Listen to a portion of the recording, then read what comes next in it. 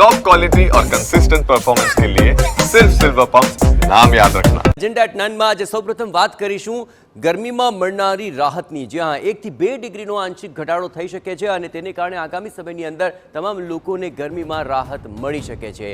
આ કાળઝાળ ગરમીમાં 1-2 ડિગ્રીની રાહત મળશે અને હવે વાતાવરણમાં થશે મોટો ફેરફાર। આજથી રાજ્યના વાતાવરણમાં મોટી ઉથલપાથલ થઈ શકે છે। હવામાન નિષ્ણાંત અંબાલાલ પટેલે કરી છે તોફાની આગાહી, જ્યાં અંબાલાલ પટેલ પ્રમાણે આજથી રાજ્યમાં કેટલાક વિસ્તારોમાં ધૂળની ડમરીઓ ઉડશે, જેમાં સુરેન્દ્રનગર અને ચોટીલા આસપાસના વિસ્તારોમાં ડમરીઓ ઉડવાની આગાહી કરવામાં આવી છે। સાથે જ પાટણ આસપાસના વિસ્તારોમાં પણ ડમરીઓ ઉડી શકે છે।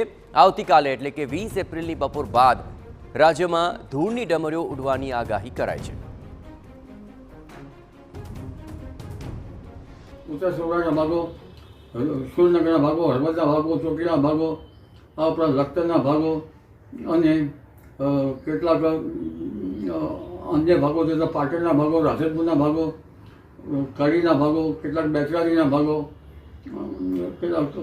કેટલાક વિરમગામના ભાગોમાં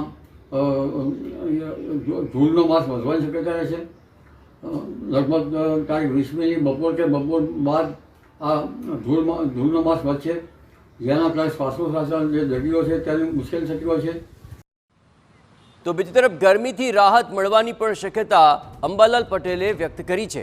અમદાવાદ અને ગાંધીનગરમાં પારો 41 થી 42 ડિગ્રી આસપાસ રહી શકે, તો ઉત્તર ગુજરાતમાં પણ તાપમાન 41 થી 42 ડિગ્રી આસપાસ રહી શકે છે। કચ્છમાં તાપમાનનો પારો 40 ડિગ્રી આસપાસ રહેશે, જો કે 30 એપ્રિલ બાદ ફરી તાપમાનનો પારો ઊંચકાશે અને ગરમી 44 ડિગ્રી સુધી નોંધાઈ શકે છે।